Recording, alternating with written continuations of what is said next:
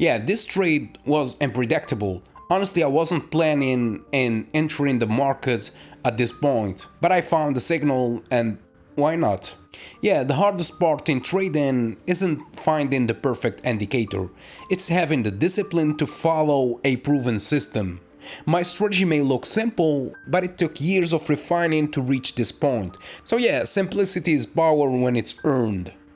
Yeah, so if you want to learn my strategy, the first episode is free at learnthestrategy.com/free. Link in the description or in the bio.